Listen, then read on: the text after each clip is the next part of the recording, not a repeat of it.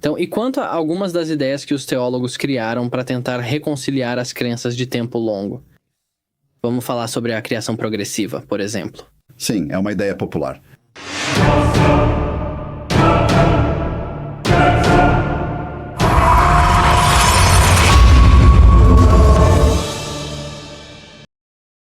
E veja, vou soar, ao dizer porque acho que estão errados, bastante crítico. Então, deixe-me esclarecer.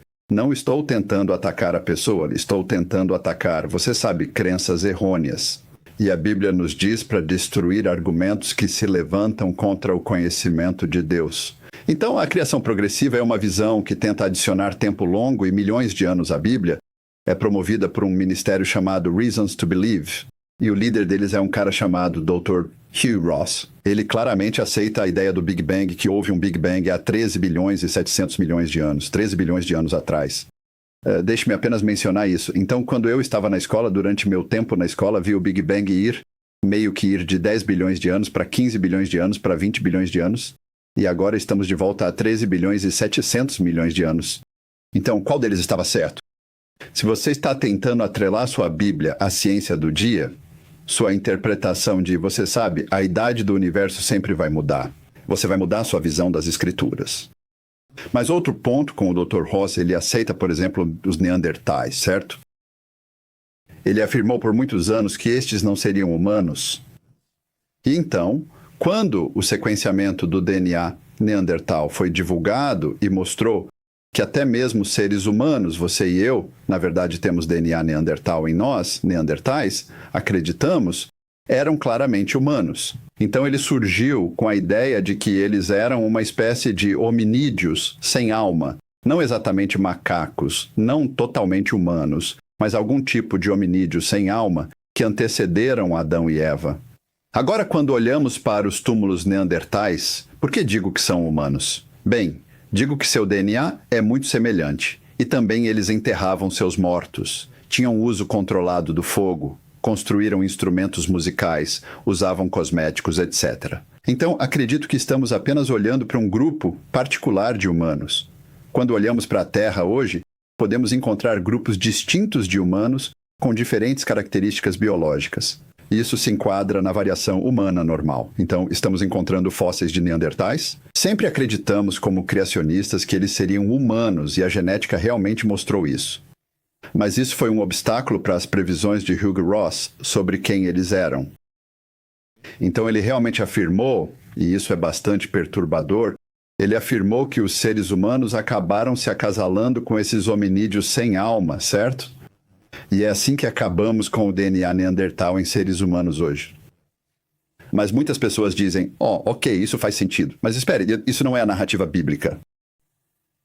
Adão e Eva foram criações diretas de Deus.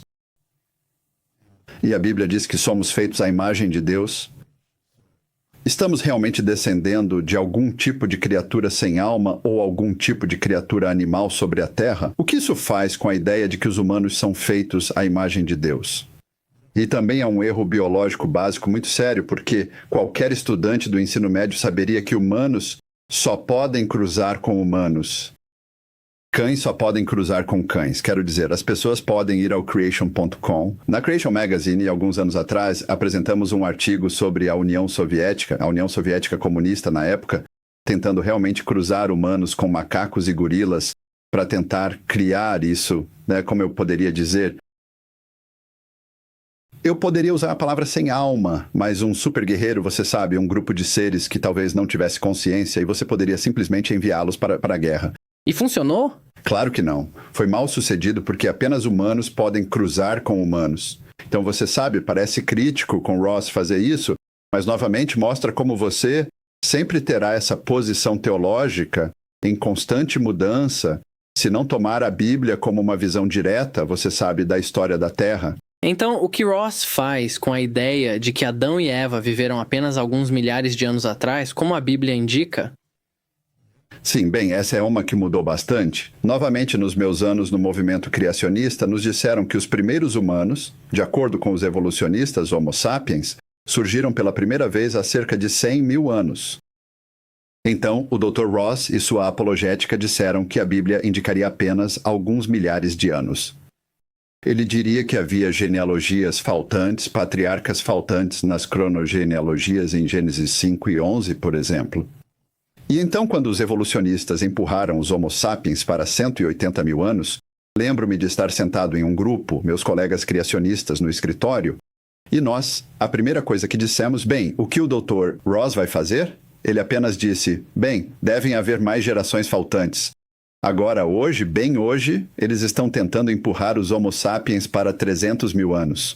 Então, o que ele faz é dizer que os primeiros Homo sapiens, que isso se alinha com quando Deus criou Adão e Eva. Então, Adão e Eva foram criados agora possivelmente há 300 mil anos. Adivinha? Mais genealogias faltantes. E eu calculei, se olharmos para uma geração sendo 30 anos, são 10 mil gerações faltantes que temos no capítulo 1 de Gênesis. Isso é um problema. Então torna-se cada vez mais ridículo. E, novamente, quanto mais você vai ter que mudar a sua visão das Escrituras. E você sabe, eu ouvi uma entrevista uma vez com ele e alguém disse, por que você meio que chegou a essa visão particular? E ele disse que estava meio que procurando uma religião que se encaixasse em sua ciência e o cristianismo se encaixou melhor. Então, eu sou um ex-evolucionista, eu costumava acreditar na evolução, você sabe, 100%.